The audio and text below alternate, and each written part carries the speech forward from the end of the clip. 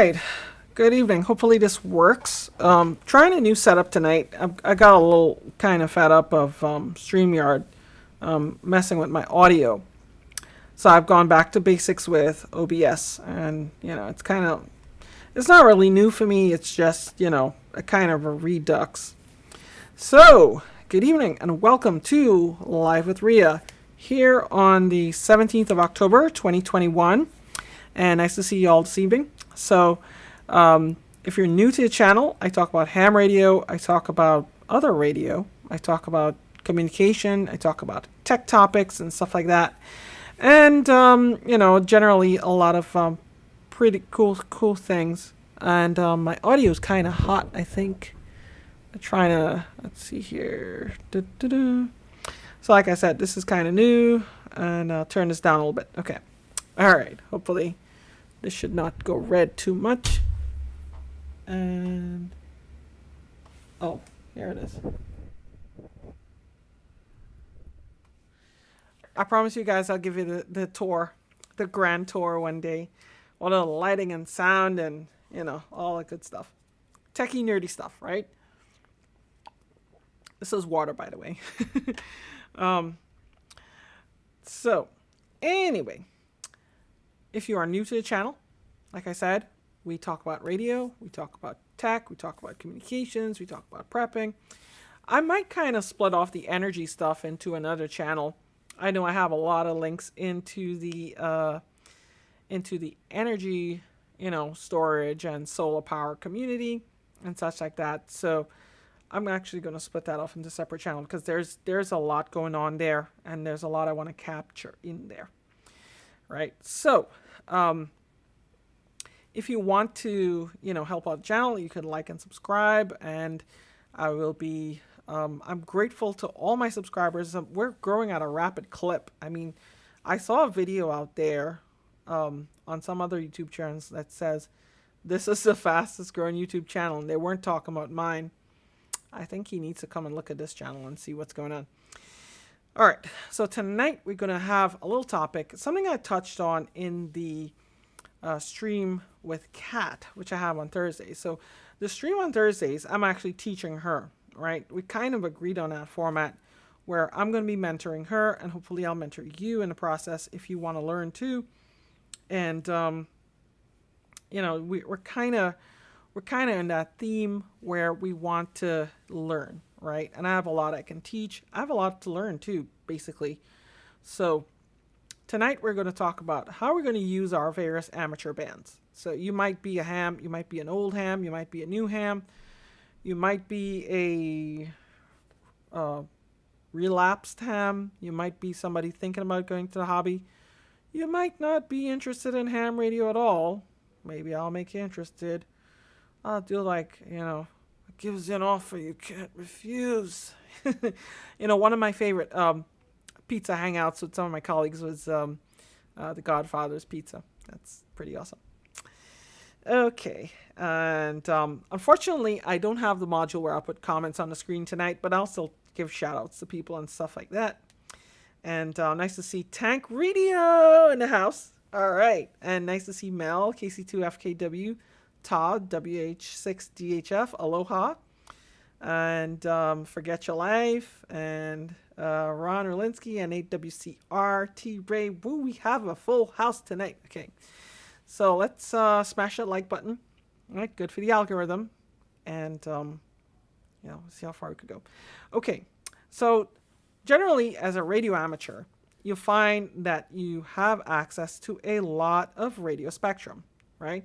Oh, by the way, before I start off tonight, I did make a few QSOs in the New York QSO party, even though I'm not in New York.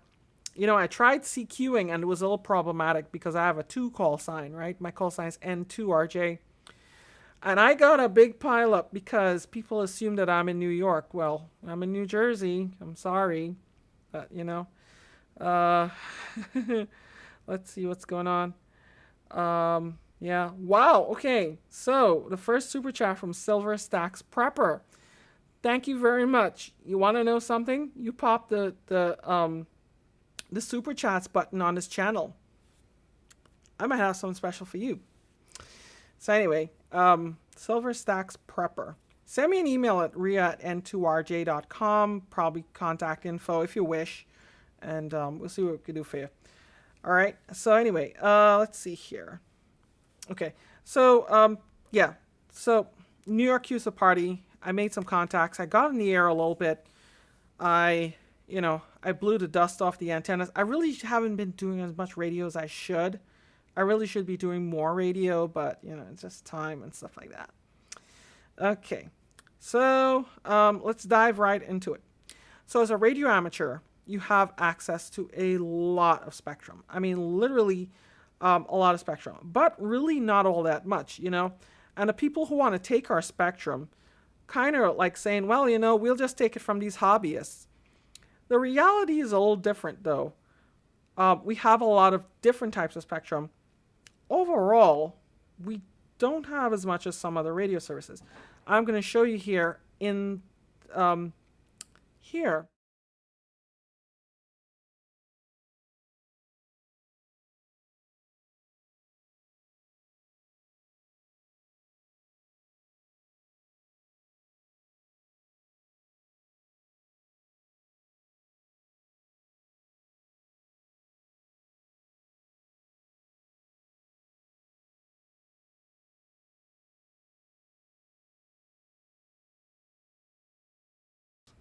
Did I lose my audio? Man, this thing, okay. This thing is wild. Yeah, so we have, as I was saying, if you look at this chart from the Department of Commerce, you see we have a lot of little green slivers, which are ours, right? But you look in the sea of what's going on, and thanks James for the super chat. Nice to see you tonight, and yeah, so nice to see you. I see you're a regular. So yeah, sorry about the audio. Audio should be back now, I think, right? And yeah, you know what it is, the scene. Last time I used OBS, it was for some live streams, and I really haven't used it for my own live streams. But hopefully she'll be back now. Let me know. Thanks for the heads up. Great, Tank. Woohoo! Welcome to audio. We're back. Okay. Alrighty. So if you look at the spectrum, you'll see like all of the radio frequency allocations, and you'll find that the olive green one, not olive green, the brighter and olive green amateur, and it's kind of hard to find them. You might find that some of them are like lost down in the muck, and you're kind of like, well, they're saying we have all this spectrum, but do we really? And the answer is kind of like no, but we do have a lot of interesting ones to play with. So I'm going to tell you about all the bands we have, and I'm going to tell you about how we could best use them. And I want to tell you something. Use it or lose it, okay? That is a common theme, because I want to make sure that that we're actually using all our spectrum. I have to get my feet wet back in OBS again. So let's see here. And right. Okay. So originally, of course, with everything, it was pretty much a Wild West, right? It was Frank has free beer. Yeah. So originally, back in the days of like Marconi, it was really just, a completely free spectrum, right? And some think it should be free again. I'm probably looking for some freedom right now myself, but the pivotal event that really brought it home for regulation of frequencies was the sinking of the RMS Titanic. Hi Jay Solar, nice to see you. And the RMS Titanic really kind of like kicked in the regulation to full gear. The federal government was like, okay, boys, let's blame those hobbyists because we screwed up, but we're going to blame those hobbyists or something like that. So they went and they actually banished radio amateurs, and they said, thou shalt be banished. to 200 meters and down, which means basically 1500 megahertz and up. Because back in those days, the common thought was that frequencies that high were useless because they didn't hug the Earth's surface. So the lowest frequencies, the long, long waves, right, were really hugging the Earth, right? Like you're talking about 500 kilohertz and such like that. And the ships and the commercial operators use those. The hobbyists kind of use those before the days of regulation. And then, yeah, James, we kind of, the 3 gigahertz is kind of like a little bit of this and that, but I'll talk about that too. Todd, I kind of did, but I did a lot of different stuff in Trinidad. I actually helped with WinLink, my friend Irvin 9Y4 IBN, and also I did more stuff on 2 meters FM, to be honest. I used to work contests with my friend Stevenson. But anyway, the useless frequencies, right, were 200 meters and down. And what eventually happened was that we were kind of, really, really, we were innovators, right? We were saying, well, you know what? When the government gives us regulation, we make lemonade, okay? And, the government does what it does best. It puts a boot on your throat, and then it tells you, well, these guys were like, well, let's go and fix this. So eventually radio amateurs from the UK, from the good old England, they were listening for radio amateurs from the United States. And then eventually radio amateurs figured out, well, that these frequencies that were 1500 megahertz and higher were kind of useful. And that kind of sparked off a whole wave of innovation. And then, the radio amateurs, of course, they couldn't keep this discovery to themselves. They found themselves back in regulation again. And also, we had some stuff with the world wars, World War I. They pulled amateurs off the air. Wonk, wonk. Trinidad has a history. It's amazing. I'll talk about that one day. But that should be a future topic, really. I'll bring on some of the guys from there. But, the war is kind of like, for the First World War, we had radio amateurs were kicked off the air. And then we got back on after the war, right? But during the war, radio amateurs were kind of like helpers with radio communications. And what happened was that, we kind of made friends. But the Second World War was a little bit of a sticker, that was a bit more involved. And actually the first, one of the wars, the ARRL had to go and fight back the government to get back our frequencies, because then the government said, well, this radio thing is kind of like military technology, and we better we should really just keep it to ourselves. But then eventually Hiram Percy Maxim and the ARRL, back then they were a real radio relay league. They actually went and they got our frequencies back. I'm also licensed in the UK, by the way. Unlucky Ham. I'm M0RAJ. But that's only because to get licensed in Trinidad, you had to get past the City and Guilds exam back then. All right. So with that, we eventually, through the years, we got our core bands, okay? And the core bands I generally referred to was, all right. Okay. Yeah. The core bands were 160, 80, 40, 20, 15, and 10. And, it kind of like, it evolved from there. The bands weren't the exact same as they were today. In particular, 40 meters kind of shifted around a little bit, especially with terms of broadcast. Then in 1979, the World Administrative Radio Conference, WARC, right? We I want to make sure I have the correct microphone here.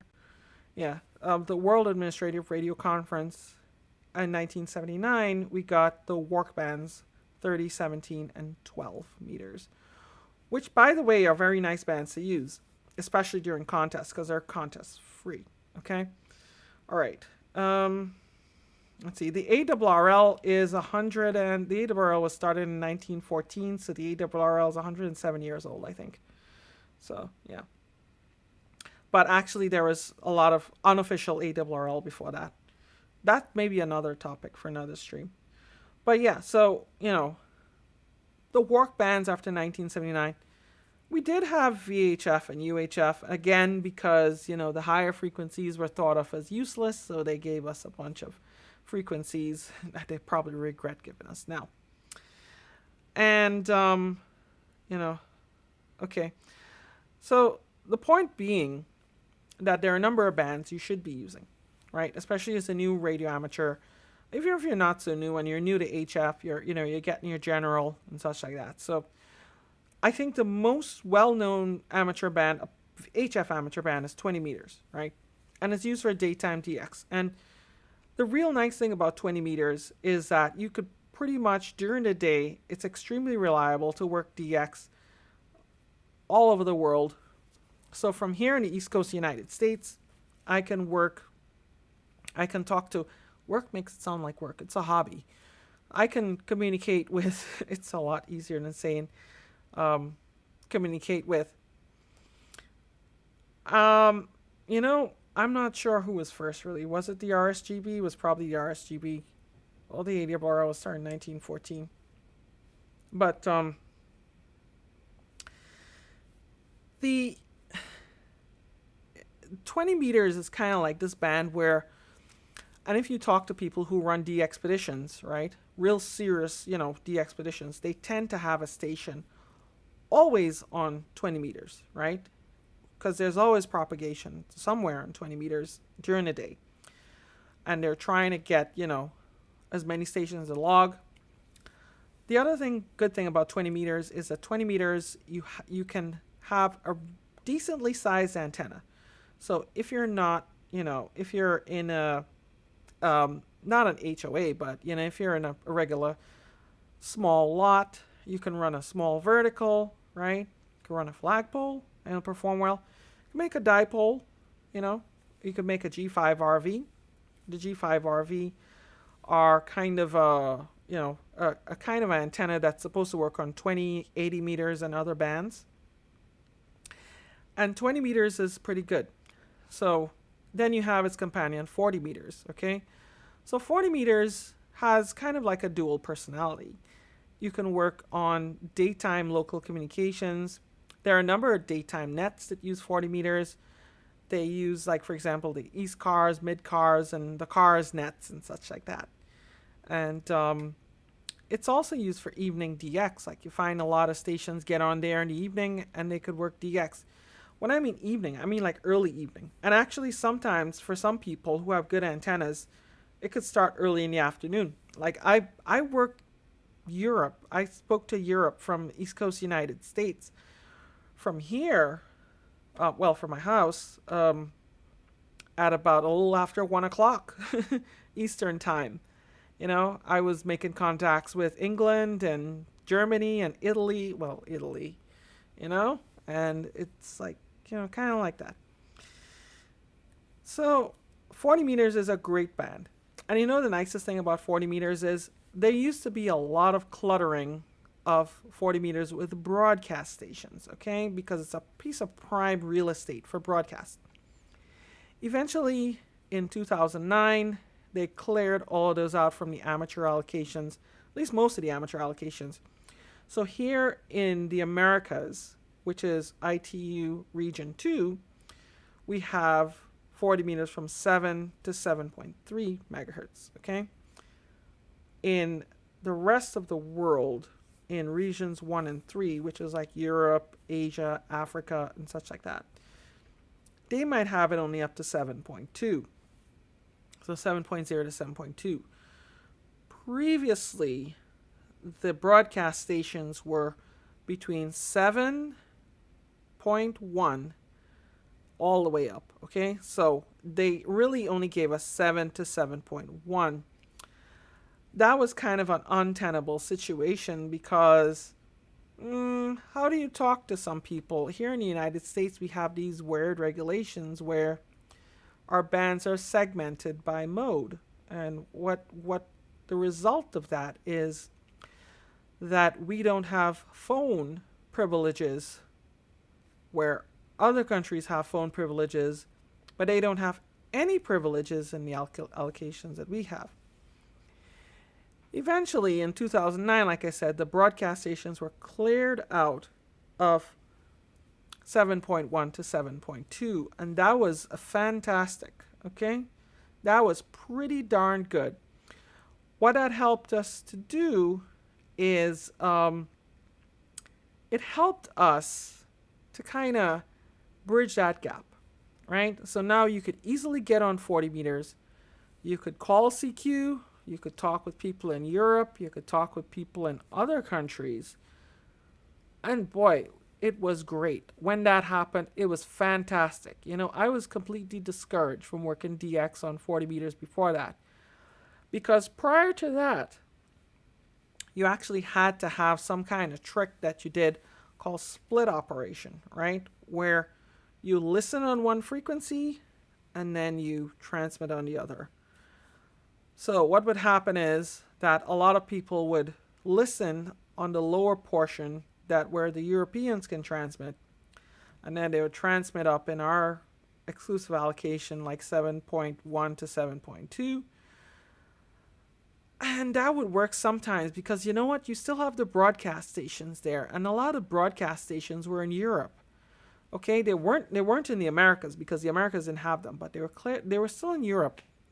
And they were freaking loud over there, okay? They were so loud. I mean, you know, and like I'm thinking I'm getting through to these people there, but they're hearing, you know, the voice of propaganda somewhere in some country that is beaming Europe, right? The voice of government propaganda, wasting so much electricity to broadcast. Some shortwave is nice. It was nice, but it's clearly propaganda. A lot of it was just designed to, you know, to convince people that our country is great. But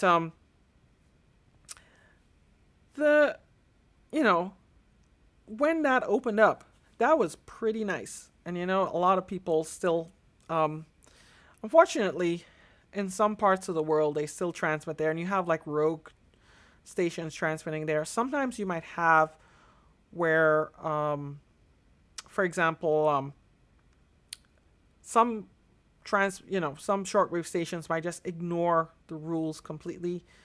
Like there was a situation with some stations in Eritrea, and they were getting on. They were actually some kind of, I believe, some kind of independence movement, and they were broadcasting on that section of 40 meters. Well, Ethiopia didn't like that at all, so Ethiopia fired up the jammers, right? And hey, Jim, nice to see you. Yeah, so Ethiopia fired up the jammers, and they put this wide broadband signal over 40 meters. That thing totally destroyed 40 meters. I operated the Rtl Europe contest, and you know, it was kind of like Cuba, but it wasn't as bad as the alleged Cuban jamming. This was just some wide broadband hash. I might have some video of it I could probably bring up sometime. But they really trashed the band. And my friend Dave G0EVY and I were kind of like, you know, he was joking and said, you know, we should cut off all foreign aid to them because they're kind of, you know, just trashing the bands. But Dave's a character. But yeah, so you still have some of that going on. But by and large, it's gone. But the only other hurdle, though, is that if you have a general class license, you're kind of restricted to the upper portion, 7.175, really 7.178, because you're doing lower sideband, and you don't want your sidebands below the band edge to 200, so it gets a little crowded up there. But it's still a very nice band. It's more incentive to go to your extra. So that's 40, right? Um, 80 meters is, I used to avoid 80 meters because I didn't put up an antenna for it. And I just, then eventually my quest for more DXed. I have to say alleged qubit jamming because people will email me and say, Cuba's not jamming anything. Cuba's not jamming anything. We know it's them. But, I have to say alleged. Yeah. Brother stare. Brother stare. Yeah, brother stare. So, excuse me. 80 meters kind of like is an odd duck. The general class segment is above all the where the DX is, and I think they purposely did incentive licensing like that to basically make the generals, water their mouth over this DX, and then oh nope, sorry, you can't work them. You have to upgrade. And hey, that's what happened. So, 80 meters as an extra, you kind of get from 3600 all the way up to 4000, right? So 3.6 to 4 megahertz. And you get that band available to you. And then, for all the DXs, basically 3.6 to 3.8. Above that, I think it's a broadcast band for them, especially above 3.9. They have a lot of shortwave stations running digital voice, known as DRM. So, 80 meters, but 80 meters has become a great band. The only problem is above 3800, you tend to have a lot of characters. You have people who own a frequency for a long time. We've been here for 50 years since Hiram Percy Maxim and I were drinking in the bar down in Hartford, Connecticut. I was we've been on this frequency for years. I'm like, okay, I don't argue with them. It's better to just move and find another thing. You have a lot of, political discussion. I mean, look, everybody has their right to free speech. I have my right to spin the dial. So, I obviously I don't agree with everything everybody says, but you know what? They have their right to say it. And I fully respect that. Anyway, so 80 meters is great because 80 meters is one of those bands. And years ago on QRZ, some of these people were asking, well, why is 80 meters so popular? And we kind of figured it out. So with all that DX on 20 meters, right? You have skip, right? Of course, you have skip on all these bands, but you have skip between 2 points, and then you find that some people get completely skipped over. 40 meters is a little less, okay? 80 meters, on the other hand, we have this wide range of, you have some skip, but you manage to reach a lot of people both near and far, okay? And 80 meters is absolutely great for that. The only problem I see with 80 meters, apart from the content sometimes, okay, is the fact that you must have a long, a big, a large antenna, okay? And that is what kills 80 meters for a lot of people. You can't have that in a city lot in many cases because people will complain, or you might have, not able to have it at all, even a country lot, because you can't get that thing high enough, With the help of some drones and, a drone and some stuff, I got antennas up in the trees. But eventually I got a vertical array, and eventually I got 4 of them, and I made a 4 square, and that thing is a beast. Yeah. And, it kind of like, in my mind, 80 meters became like this phenomenon. And I used to hang out regularly with some of the gang on 80 meters, and we used to have a good time. Well, you know, all good things are kind of like, what's next? Um, but anyway, I worked a lot of DX on 80 meters. 80 meters was my last band for 5-band DXEC. Believe it or not, for a lot of DXers it is. For W1AW, the ARRL headquarters station, they only got their 5-band DXEC like 10 years ago. Okay? And 80 meters was their last band. Would you believe that? Would you believe that? Okay, so we go on to 160. So 160 is kind of like this acquired taste for a lot of people. They call it the gentleman's band, which is kind of 160 phone. You almost exclusively find local contacts. Okay, you can find because generally the band doesn't support too much phone DX. I found that working contests and working the DX on 80, I kind of had trouble working stations even in the Caribbean.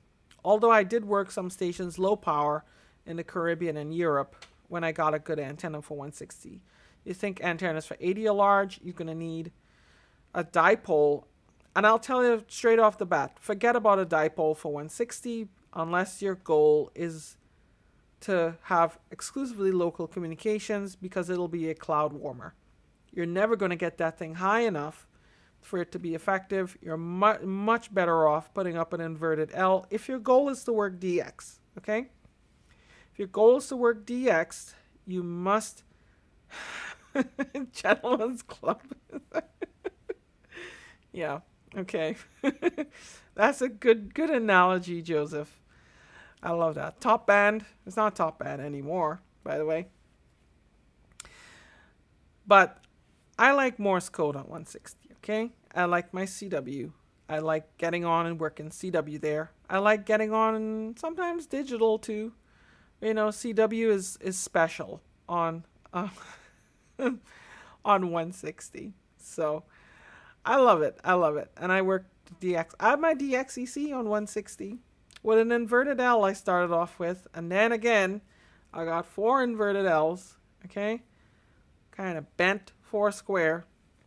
From my friend K9RS, he gave an excellent presentation to Dayton at the Dayton Antenna Forum. And I took some of his advice and, I built up antennas. So I'm going to do a video on that. I want to see if I could talk to him to get him to do that. But he does some amazing stuff, by the way. Ray? Awesome. But yeah, so 160 is a great DX band if you're in for a challenge. Okay, and a lot more DXpeditions are now focusing on 160. There is something important with all these HF bands, though, that you need to be mindful of. And that is our friend in the sky. Okay? So here you have all of the sunspot numbers for all the year. And you could see, back in the days, it was great. Coincidentally, back in the 50s, in the 1950s, they had a humongous solar peak. And I heard stories from the old timers that they were working DX like nobody's business. Of course, on the higher bands. On the lower bands, it doesn't tend to be so good at the peak of the solar cycle, but it does tend to, you do have a lot more opportunities on the higher end. Now, let's go on to what's coming up for us, right? Solar cycle 25. So you see solar cycle 23 started in the 90s and it peaked in the 2000s. You had a double peak in the 2000s, and then it kind of like went all the way down almost to 2010. It was real. I started seriously working on my DXEC here in the States in like 2005, 2006, and it was terrible. Solar cycle 24 was like half the strength of solar cycle 23, which was kind of disappointing, although we did have some good peak stuff. 25, they kind of are saying it's probably going to be a repeat of 24, but who knows. I hope it's going to be a little better because I have some new countries I want to work on DXCC. The point is though that in these troughs, right, the peaks you're going to work the higher bands, the troughs you're going to work the lower ones, you're going to work the lower bands, and it's pretty consistent with that. Like I said, you're making lemons out of lemonade, and you want to, if you want to work your repertoire of DX, you have to be able to operate all these bands. It's nice and quiet down at the the solar cycle, the bottom of the cycle. Okay, so let me see here if I could switch and not lose my audio. Okay, I'm good. Right. Okay, and because I want to bring up something else here too, but I want to do it here. Okay, so the higher HF bands. Okay, 15 meters is 21.0 to 21.45. It opens more during the higher part of solar cycles. Right now, we might see a little bit of it because we're just at the ramp up to cycle 25. I believe they had satellites on that in the past. I'm not mistaken. Early satellites. People have used it for moon bounce, meaning that you bounce a signal off the moon. Yeah, you can actually do that and then come back down. 10 meters. Believe it or not, 10 meters, the 10 meter band, 28.0 to 29.7 megahertz. Of course, the lower end of 10 meters was given away to the CB band on 11 meters. So some hams are still salty about that. But there's one satellite that actually still uses 10 meters. It's called PSAT. And it was, I think it was an experiment from... I can't remember who it was, but it was an experiment, and they used 10 meters. The walk bands, 17 meters is similar to 20 meters. 12 meters, similar to 10 meters. 12 meters tends to be a little better than 10 meters. 24.890 to 24.990. It's a great band to use, and I love working the DX on 12 meters. I love working it on 10. So yeah, it's pretty good. Pretty good stuff. All right, so let's talk about VHF, okay? And we're going to start going higher up. So by the way, did you know that in Ireland, they actually have an 8-meter band, right? And we have experimenters here who are going to... yeah, okay. Yeah, there is actually a... lost my train of thought. Oh yeah, so in Ireland, they actually Joseph, lemons out of lemonade. We're making lemonade out of lemons. Okay, yeah. Sometimes I mix things around. My brain could be like that. Anyway, so yeah, the Ireland actually has a 8-meter band, and I think it's like 40 megahertz or so. And there are experimenters in the U.S. who've been, working that band. 6 meters, 50 to 54 megahertz. That's a magic band, they call that, because it opens up magically. But it's kind of a little predictable now because in the northern hemisphere, we have two peaks. We have come early spring, right? Early to late spring to midsummer. You have mid to late summer, but most of the good stuff is going by midsummer. You have 6 meters opens up for DX, right? Of course, a lot of people use 6 meters for local communications, but it's really nice for DX when it opens up. The sporadic E clouds, right? So the E layer of the atmosphere, as I explained in the propagation video, the E layer of the atmosphere will then reflect those waves. Some people have FM repeaters on there. By the way, there are FM repeaters on 10 meters too. And when the peak of the solar cycle is there, you hear DX from all over checking in on those repeaters. So 6 meters is useful for that. We have 50 to 54 megahertz. You just have to be careful. It used to be that would interfere with channel 2 TV, but that isn't that much of an issue because kind of like with digital television, it really isn't, that much. Plus, people are consuming media with cable TV, and I think people are not really subscribing to cable that much anymore. 2 meters. So by the way, all now we're talking about bands that are exclusively allocated for us to us. Okay, the 2 meter band is one of our exclusive allocations. We have it's very popular with FM repeaters. So you have the Baofeng crowd on there. Okay, and a lot of FM repeaters are on 2 meters, and for good reason. As I mentioned in my VHF versus UHF video, you'll find that VHF propagates as in, it goes out to a wide area very nicely. Okay, it goes out to a wide area very nicely. At the same time, the antennas for it don't have to be very long, right? Unlike 6 meters or 10 meters or something. There are weak signal experimenters using SSB, like, phone modes, like single sideband, like you do on HF, or CW, Morse code, or digital. They have the FT8 and PSK31 and other digital modes. Satellite is very popular with satellites because it's, you could get a lot of cheap radios that'll work on 2 meters. So it's very popular with satellites. Next up is 1.25 meters. It's in the US. That's 222 to 225 megahertz. And it's in the US and a few other countries only. Okay. We have some FM repeaters on there. And we have same thing. Weeks ago, my friend Andrea, K2EZ, she enjoys operating on that band because she thinks it's a well kept secret, but it has good propagation characteristics for her and her rover. She enjoys going there. It is the highest, by the way, of our primary allocations, meaning that we have exclusive access to that band. Okay.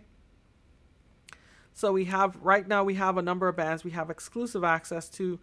Nobody else has access to them. Although we did get a piece of 220, the 1.25 meter band, taken away. It was kind of, bittersweet. We could have lost the whole thing, but we lost a little piece. And UPS, was it UPS? They wanted to use it and they ended up not using it, but we just never got it back. They took it and they're giving it to Positive Train Control. So, right. Highest of our primary allocations.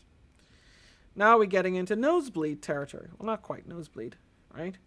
The 70 centimeter band, okay? It is shared with the military, right? It's shared particularly with the U.S. Air Force. We have a radar there. And it is the lowest amateur band to support fast scan, right? Not slow scan. Slow scan is, you can have that on HF, right? Where you're sending still pictures with slow scan. Fast scan, you're sending moving images, like, you would have, like what fake news TV has, Oops, sorry, did I say that? Okay. Sorry. Like what the regular TV has, okay? So, yeah, Don, that story about 220 is,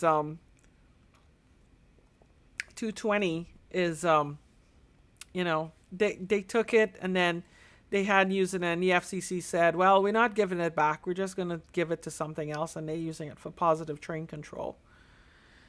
It's nutty, They give and they don't take back. They take and they don't give back. So 70 centimeter band, lowest one to support amateur TV, fast scan TV. You can still use fast scan TV. If you have a cable ready TV set, you can tune certain channels and you can actually watch fast scan TV. It is also the lowest band to support spread spectrum. Okay, spectrum communications, which, and that's kind of like the limit between, where it's like room is scarce and where room is you have a little more room to breathe. Then you have the 33 centimeter band, 902 to 9.8. That one is shared. And that's shared with everything, from cordless phones and all sorts of other junk. And then you have 23 centimeters, 1.2 gigahertz. I think it's technically a microwave band, but actually not really. Yeah, it is technically, because you have kinda, I think they say microwave is like 3 gigahertz and up. something like that. Anyway, so these are UHF bands, and generally a lot of people use them in pretty much the same way. And by the way, I think the 23 centimeter band is really the highest band you pretty much find FM repeaters on. Beyond that, they really don't do that. They tend to use more, esoteric modes, probably data communication and all sorts of stuff. So, yeah, hey, Adesh Manahar Ramkisoon. Nice to see you from Trinidad and Tobago. Nice, Trini. I'm Trini too. Didn't you know that? Okay. So that's pretty cool. Nice to see you on.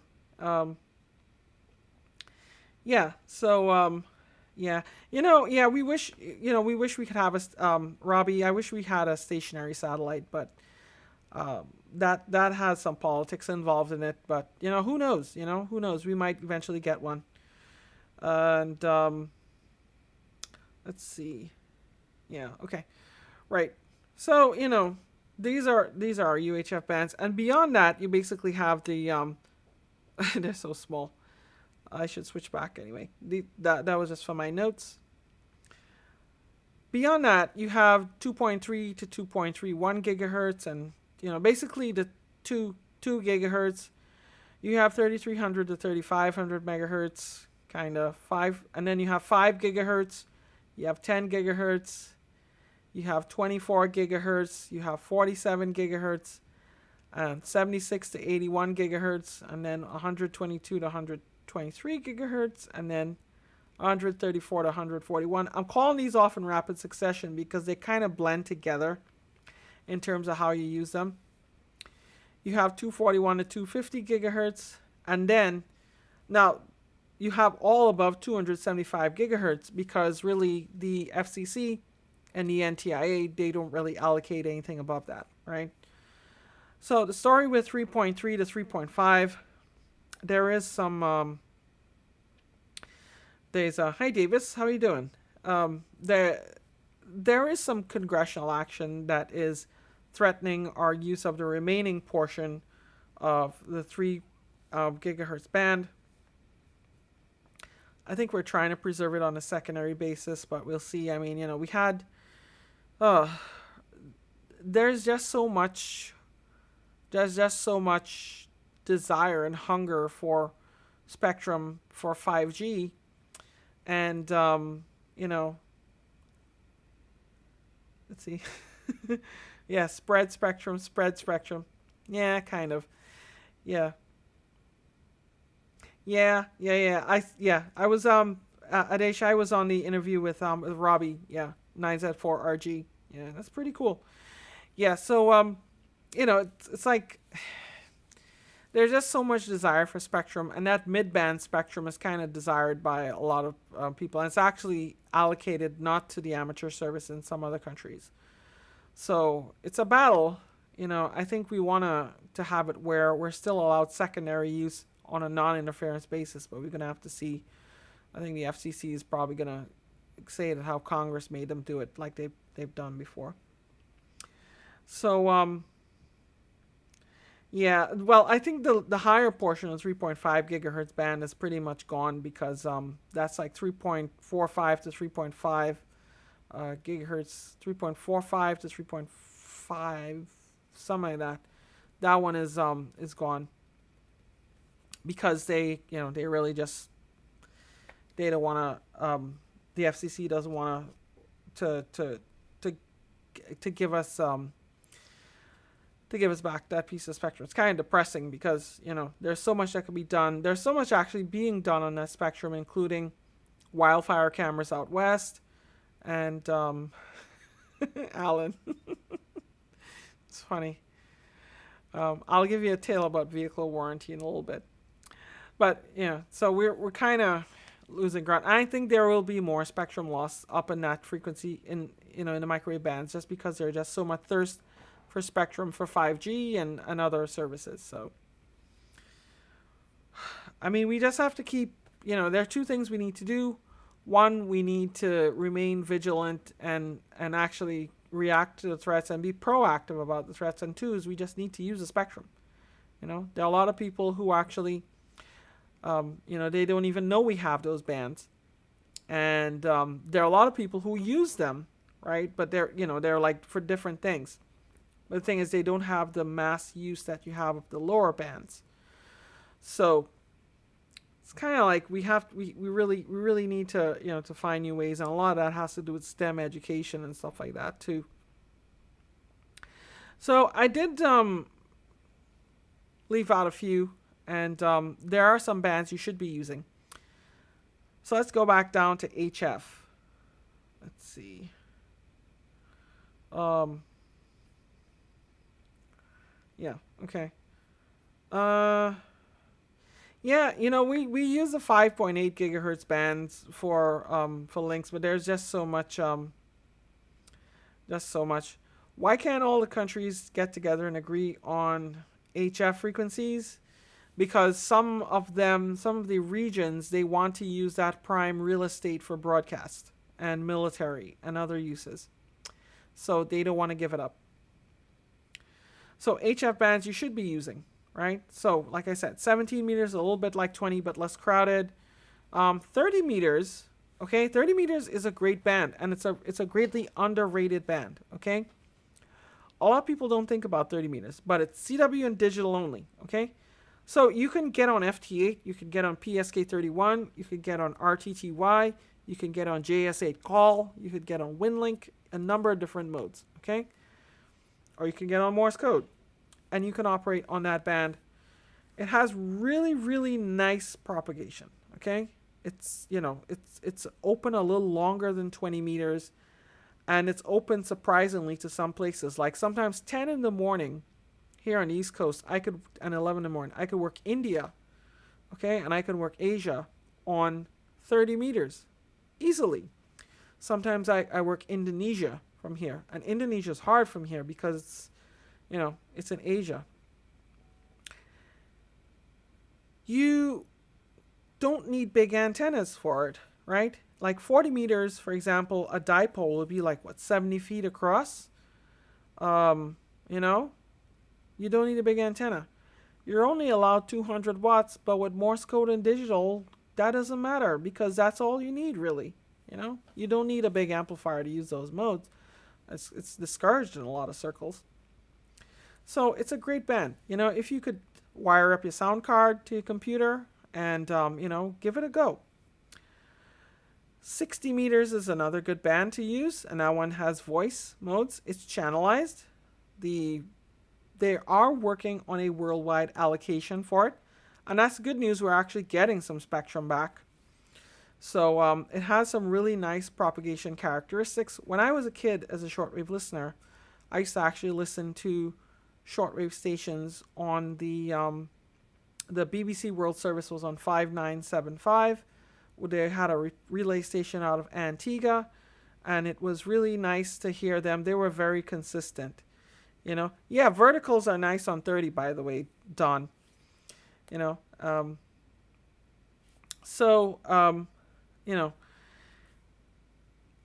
60 meters gives us that world. The only thing you got to be mindful of is that the power is limited to 100 watts ERP, meaning that it's not the power from your radio, but you have to factor in your antenna gain. So you're making sure that you're transmitting only enough power so that when combined with the gain of your antenna, that you're not exceeding 100 watts. And you must use upper sideband, and you must have no more than, I think, 2.8 kilohertz, right? And that is your limit there. But, I've had a lot of contacts on voice on 60 meters. FT8, I've been on there sometimes, But I like to use that band for voice. Has some really nice propagation characteristics too. There are some even lower bands that we have access to now. And remember I told you about the days of 200 meters and down? Well, now we're back to where we're actually got access to some of that spectrum. So it was kind of historic, but we did manage to get back access to 472 to 479 kilohertz, right? Which is below the 200 meters and down. when we were banished. So we actually got access to that. There are some caveats. You have to register your location, and you can't be close to power lines. So you kind of need to work it out. But I've been doing a lot of receiving. I've registered to transmit. I just don't have an amplifier for that band. And the power limits are like 1 watt ERP, but that means basically that you can have a very lossy antenna and transmit a lot of power into it. The other allocation we have is 2200 meters. I think one day I will probably try to do that if I'm crazy enough and I drink enough crazy juice. So that one I believe is 170, 2200 meter band. Somebody help me out here. What is the... some people already want to host a party at my house. I don't know. I might do that sometime. W3LPL, he has an open house. So it's kind of funny. Yeah, 136 kilohertz. Okay, it is the lowest frequency we're allowed to transmit. I dream of getting on that band. I just have to get my around to it and build an amplifier, because my flex radio can actually transmit down there. I just need to upgrade to amplify its lowest level output on the band. So these are your bands. I don't know if there's any I really left out. I mean, there are some others that are near and dear to hobbyists, like 11 meter free band is kind of like a government allocation that they just kind of gave up enforcing. I don't think I've heard anybody really, using that apart from the 11 meter hobbyists. And of course, you have CB. I have a GMRS video coming up where I take this radio for a spin, and it's going to be cool because I actually walk down the street with this radio. It's going to be pretty cool. This is nice. So that's the preview. All right. Well, 10:28. Let me see who's in chat and what's going on in chat here. And you guys are more than welcome to come and help with antenna work. There's plenty of antenna work going on. As I'm kind of like clearing, walking through the woods. I should really do a walk through the woods. That'll be a cool video where I could walk through the woods drinking a beverage. That'll be a pretty cool video. You could go down by the stream, because there's a stream on the property. And you could pass a tree blind, because I put up a tree blind. I don't hunt, but I put up a tree blind just to sit. And,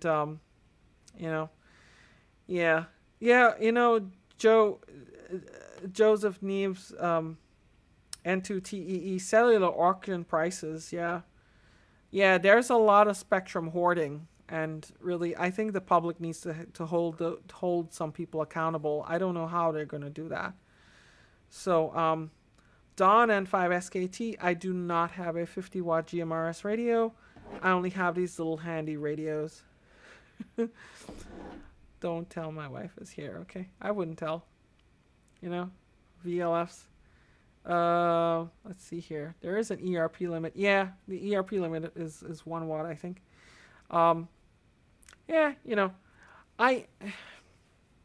BYOB. I don't even think you have to BYOB. One of my things is I collect a lot of bottles from when I go different places. Like I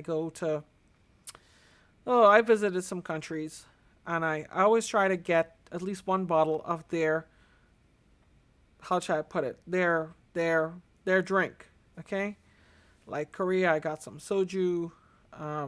Argentina, I got some, I love Malbec anyway, so I got their Malbec, and I got a bunch of other stuff from different places. In Trinidad, I have the rum, and I just keep it there. So I have it piling up on the shelf. Maybe one day I'll get some people to drink it. I use some of the rum for cake sometime, and around Christmas, that's pretty good. We have a new slogan, by the way, on Two Chicks in a Radio, which is "Come for the brownies, stay for the mentoring." I have to think up a slogan for this one, and that'll be so cool. So just at the 1 hour mark, let's see. Uh, yeah, yeah. The fiasco loss of 220 megahertz. 220 was a case of where the FCC absolutely cited that we don't use a band, so they're taking away a piece of it. So you really need to get on the air and use your bands, otherwise you're going to lose them.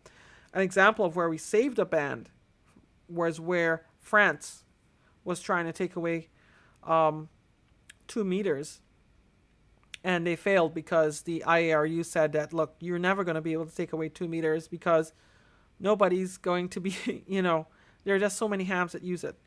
Don N5SKT, do you have any transverters? No, I do not. I do have an amplifier that gives me 50 watts on 2 meters, but that's an amplifier, okay? The Flex has an output, a low level output, but I have a 50 watt amplifier that I'm using as kind of like a test. It's something I built myself.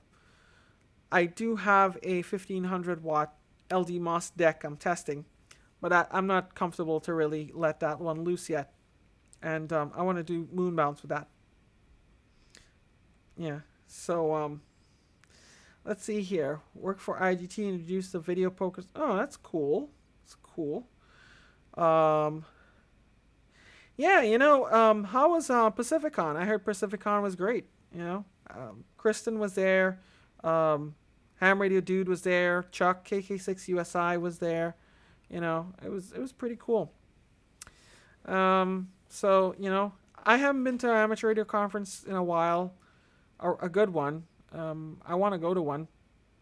Hoping to go to Orlando next year. So if y'all are at Orlando, I actually kind of have to go to Orlando because ARRL has it as a national convention. And, so the ARRL still collects data for 2 meters today. Todd, I don't know. So, yeah, Don, I do have the 6700. I do have a 6700. Yep. 6700 is my radio, and I love it. It's the best radio I've owned.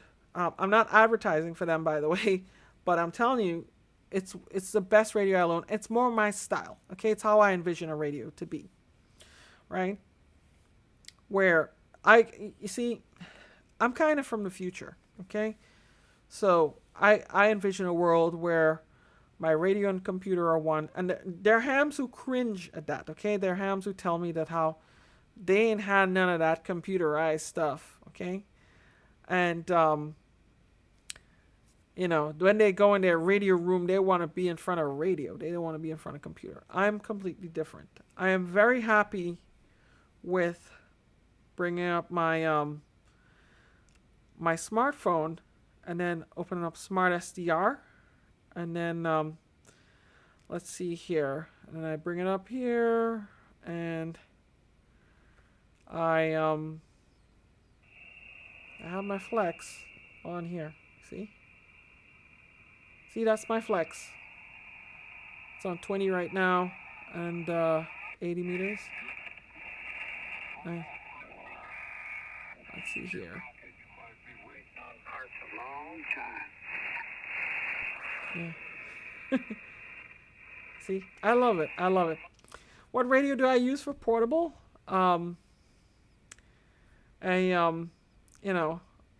Oops. Yeah.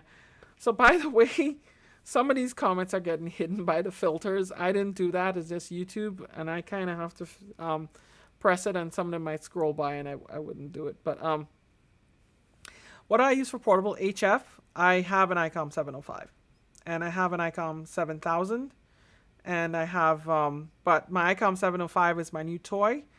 I have a homemade NFED, and I have a 3D printed NFED thing. I hope not to break my camera rig down, but I printed something that I'm working on. I just got the wrong toroids for it, but I'm actually working on one of these. Okay, this thing I 3D printed. See, using PETG, pretty cool. And this is like it has a wire winder. It has a place for a toroid. It has a place to mount a connector, a PL259. So I'll make an NFED with this. I have several of them printed. I might make a few of them and give some of them away. Let's see here. you know, Rtl Sdr. Yeah, I have this. You know, the 7000. I use that mobile. Remember, I did in the whole mobile presentation last week. I used you know, I basically used that, and you know that was a great rig. And I had it integrated into a lot of stuff. I had an automatic tuner, which would move the screwdriver antenna. I had it integrated into the audio system, and I also had it integrated into I also had it integrated into my drawing a blank now. Oh, I had a separate house battery for it. Yeah, that's it. I had a whole, you know. Let me show you. I'll refresh your memory from last week. You know, if you wanna go there, and I'll show you here. And let me see here. I'm kind of liking OBS, even though I missed some features of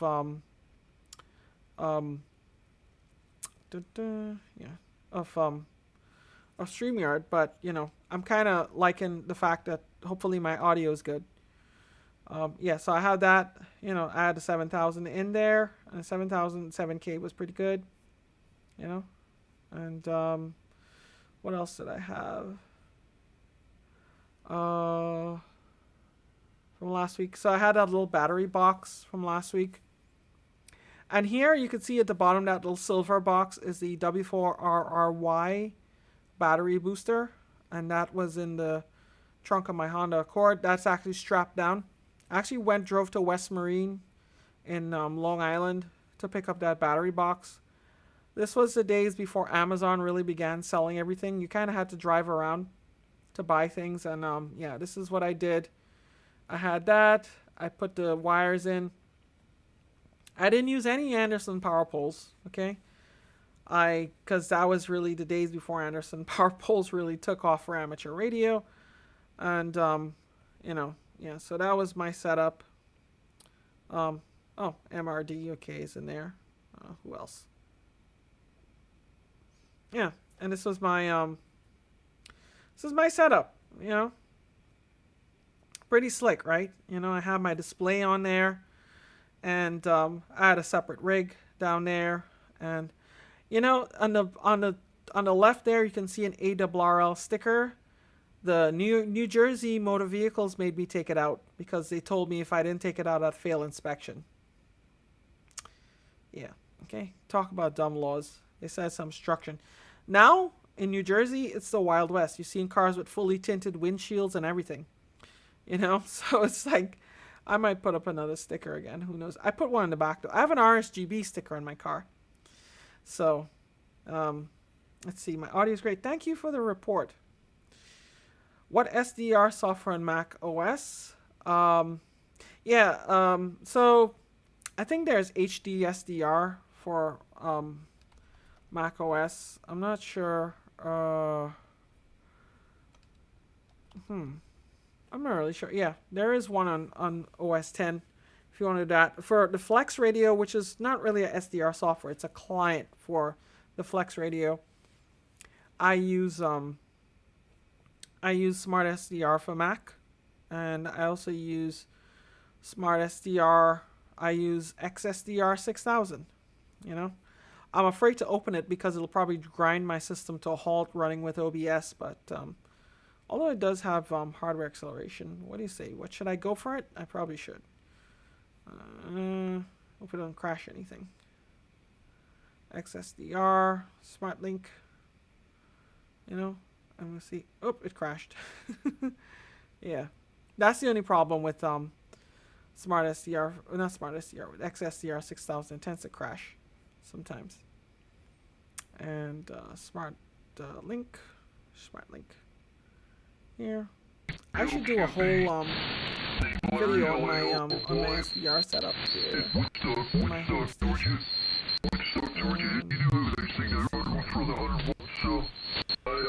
I'm gonna keep you guys too late. I just want to show you. Yeah, you know, Joseph, that's a really I really, you know, want to do another installation like that. I'm kind of working on the Tesla. I just want to make sure that one's nice and neat. But I'll show you real time what's going on the bands today. got 20 over, and, you know, it seems to work pretty well.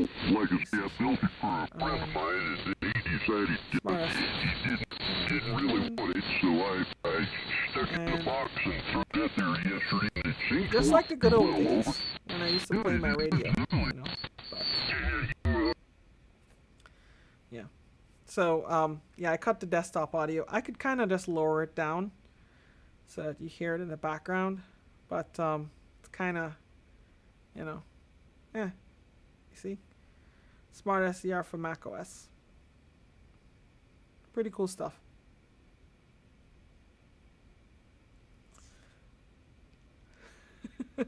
You can tell it's 80 meters. Yeah. Ermaze Lite. Yeah, I could try Ermaze Lite 2.0. Isn't that based on like the HP SDR Ermaze? I know Ermaze was like their whole project. Slap antics. Yeah, you know what? I used to multi-boot. I used to have multiple boots on my Mac. The problem is I do so much creative work now. I need hard drive space, and I even use external hard drives, but sometimes I just get lazy. So YouTube is one of the many things I do, right? I also do a fair amount of freelance creative work, right? You know, like video and video editing and such like that. So my Macless Mac, really, I don't have time to play around with ham radio. I might get a specific ham computer rather than tying up my Mac, because I think it's kind of overdue for that anyway. Let's see here. Yeah. And the funny thing is, I actually have my EcoFlow Delta Pro with the battery discharging right now, and I don't see any interference from it here. So that's another video that I have to do with the solar battery. And let's see here. Yeah, you can hear a little bit of it. Excuse me. I don't want to put it up too loud because, you know, it'll probably drown me out. Yeah.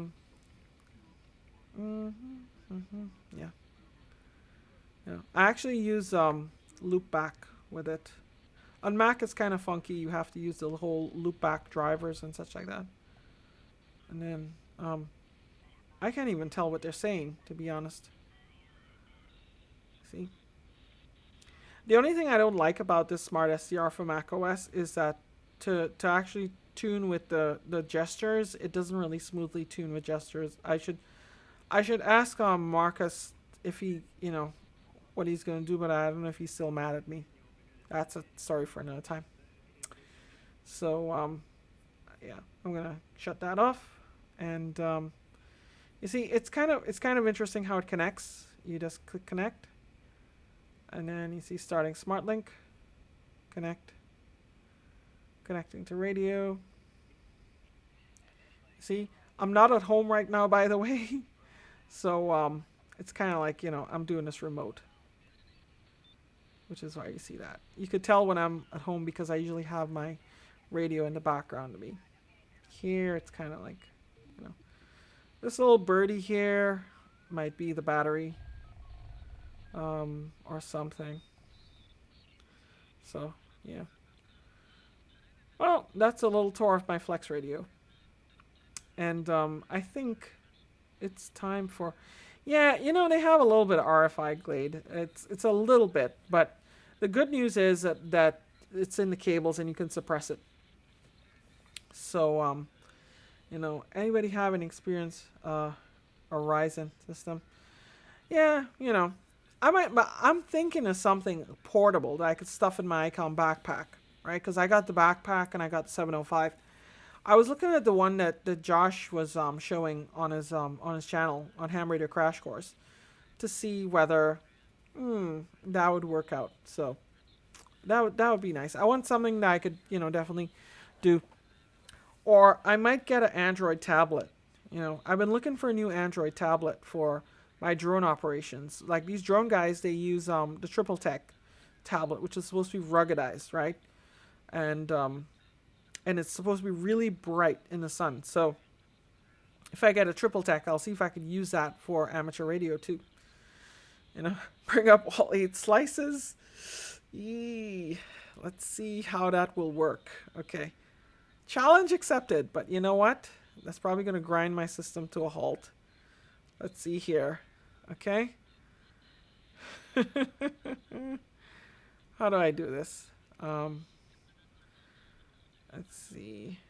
Pan adapter. Create new pan adapter 2. Okay. Create new pan adapter 3. Uh-oh. Okay. You know what? I could do this. 3, 4, 5, 6, 7, 8. Okay. 8 of them. Oh man, it's gonna be a cacophony of sound here. Yeah. I could do 4 pan adapters, I think, on a 6700. Before it kills OBS. It's probably gonna cause OBS to take a dump. Yeah, and it's gone. I wasn't gonna do that. Yeah, there's a good MS. Yep. ARM. Yeah. So anyway, all right. Well, guys, it's getting close to the witching hour. Well, not really, but I need to get to the thing. Thank you very much. This was a great stream. I actually the highest number of concurrent viewers ever. I hope we could keep this up.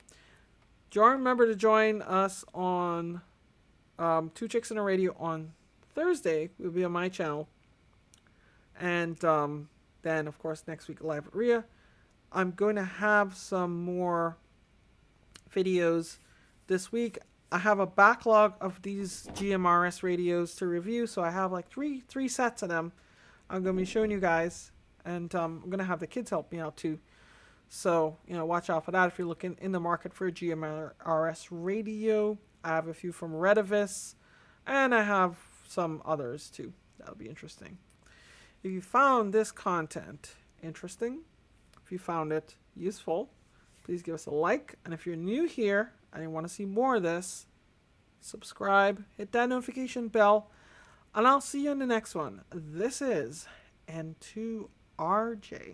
I'll see you around. 73.